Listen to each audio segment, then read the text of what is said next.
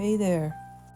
They say that Albert Einstein couldn't even count to 10, that he was slow, silent, a failure waiting to happen.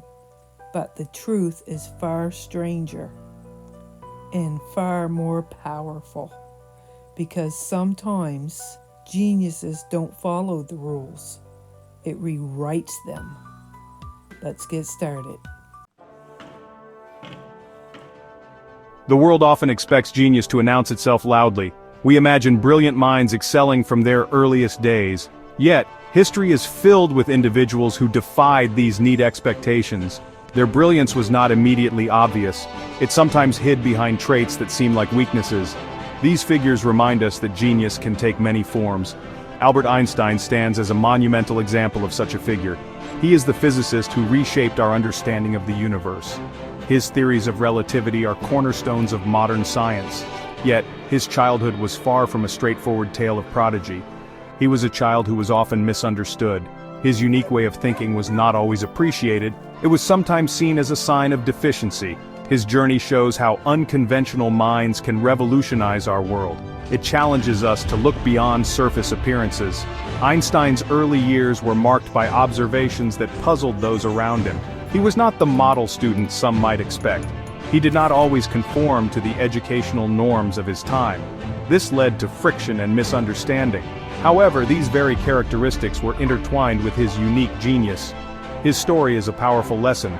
It teaches us about the nature of intelligence.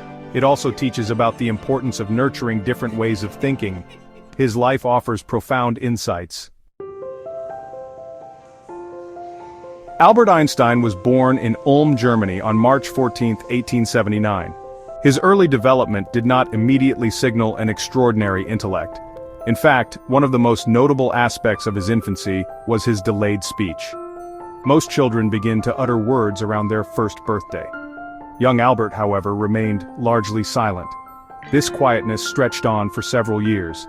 It naturally became a significant source of worry for his parents, Hermann and Pauline Einstein. They wondered if their son might have a learning disability, or perhaps there was some other developmental issue at play. In an era with less understanding of developmental variations, such delays were often viewed with alarm. They consulted doctors, seeking explanations and reassurance. The family housekeeper even reportedly called him der Depperte, or the dopey one, due to his slowness in speaking. This period of silence was a stark contrast to the articulate genius he would later become. This delay in speech, known as echolalia, when he did begin to speak by repeating phrases, is a fascinating aspect of his early life. Some biographers suggest that this late start might have contributed to his profound thinking. By observing the world silently for longer, he might have developed a deeper, more contemplative approach. He himself later reflected that his slow development allowed him to ponder basic concepts like space and time. This made him question things others took for granted.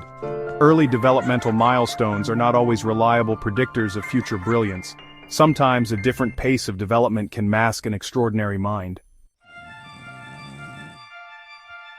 Beyond his delayed speech, other aspects of young Albert's behavior added to his parents' anxieties.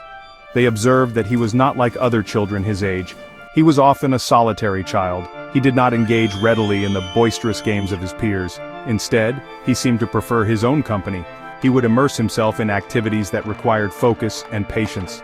This introspective nature was unusual. It set him apart from the more outgoing children around him. His parents, Hermann and Pauline, watched their son with a mixture of love and concern. They noticed his tendency to play alone for hours. He would construct elaborate houses of cards. He also enjoyed playing with building blocks, creating complex structures. These activities hinted at a mind capable of concentration and spatial reasoning. Yet, in the context of his late talking, his solitary habits could also be interpreted differently. They could be seen as further evidence of him being different or perhaps even slow. His sister, Maya, later wrote about his early years. She described him as persistent and determined even as a young boy. This persistence would later become a hallmark of his scientific endeavors. The family environment, while concerned, was also supportive.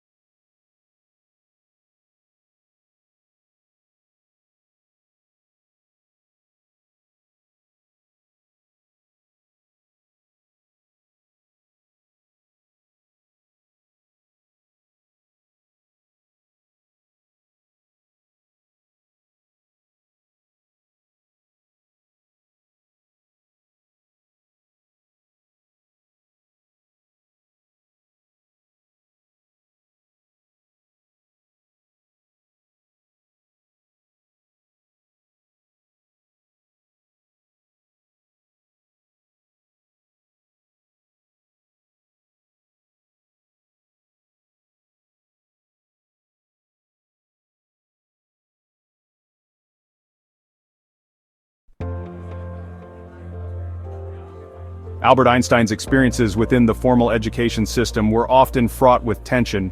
The German schools of his time emphasized strict discipline and rote memorization. Students were expected to absorb information passively, and repeat it back without question. This pedagogical approach clashed profoundly with Einstein's inquisitive and independent mind. He found the learning environment to be stifling. It did little to nurture his natural curiosity or his desire for deep understanding. He often questioned his teachers and challenged the methods they employed. This was not always well received. One famous anecdote involves a teacher at the Luitpold Gymnasium in Munich. The teacher allegedly told Einstein that he would never amount to anything. This harsh judgment stemmed from Einstein's perceived lack of engagement and his tendency to pursue his own intellectual interests, rather than strictly adhering to the curriculum. Einstein himself reflected on these experiences with a critical eye. He once famously stated, "The only thing that interferes with my learning is my education." This powerful quote encapsulates his frustration with an educational system he felt prioritized conformity over genuine intellectual exploration. Amidst the challenges of formal schooling and early developmental concerns, moments of profound inspiration shaped young Albert's mind. One of the most significant of these occurred when he was around 5 years old. His father, Hermann, showed him a simple pocket compass. For the young, curious boy, this was not just a toy. It was a source of deep wonder and mystery. He was captivated by the way the needle consistently pointed north.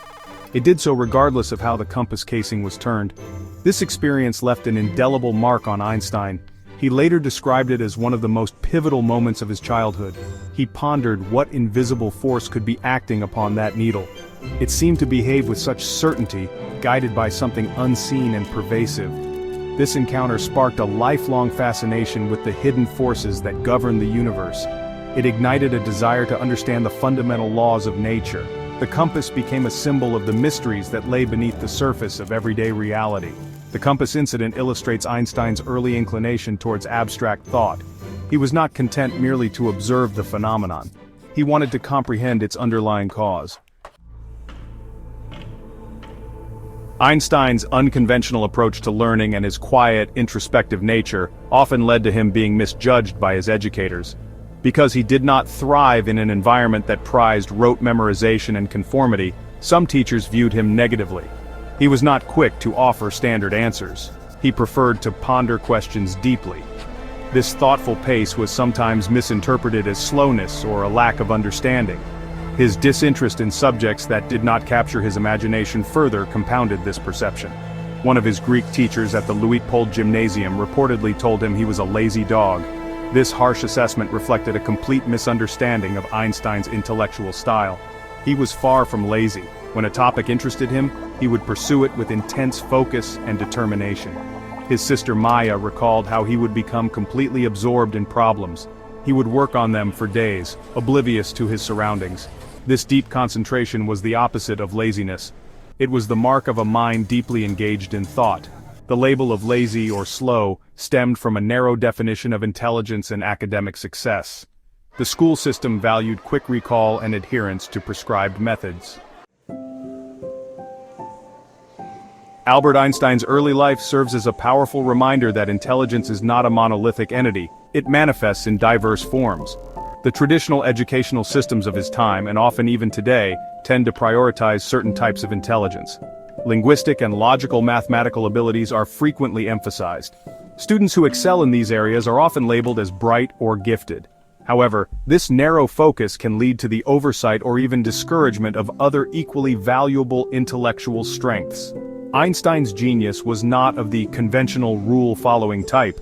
His preference for abstract visual thinking and his deep conceptual understanding were hallmarks of his intellect. He famously conducted thought experiments, Gedanken experiments, to explore complex physical principles. This ability to visualize and manipulate concepts in his mind was crucial to his breakthroughs. Yet this type of intelligence is not always easily measured by standard tests. It is not always cultivated in classrooms focused on rote learning. The story of Einstein challenges us to broaden our definition of intelligence. It urges us to value creativity, intuition, and independent thought alongside traditional academic skills. Recognizing and fostering these diverse talents is essential. Reflecting on Albert Einstein's early life, particularly his speech delays and clashes with conventional schooling, offers profound lessons. It forces us to consider how society views and nurtures different types of intelligence. His story is not just about one extraordinary individual, it is a mirror reflecting the potential biases and limitations within our educational and societal structures. The genius who almost went unnoticed serves as a stark reminder. We must be vigilant in recognizing and supporting unconventional minds. Their contributions are often transformative. One cannot help but wonder, how many potential Einsteins have been lost or overlooked? How many brilliant minds have been discouraged or mislabeled because they did not fit neatly into predefined boxes? Rigid learning systems that prioritize conformity over creativity can inadvertently suppress the very qualities that lead to groundbreaking discoveries. The challenge, therefore, is to cultivate environments that embrace diverse ways of thinking. We must foster curiosity, encourage critical inquiry, and value imagination as highly as knowledge retention. Einstein himself believed that it is the supreme art of the teacher to awaken joy in creative expression and knowledge. This joy is essential for unlocking human potential. By embracing intellectual diversity and fostering environments where unique talents can flourish, we increase the likelihood of future breakthroughs. The future of scientific and intellectual progress depends on our ability to nurture every kind of mind. Thank you for watching.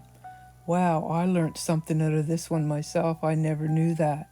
If you want to know more about different things, please hit the like and subscribe button, and we'll see you soon. Leave a comment in the comment section if you know a genius. I don't think I do, but you never know.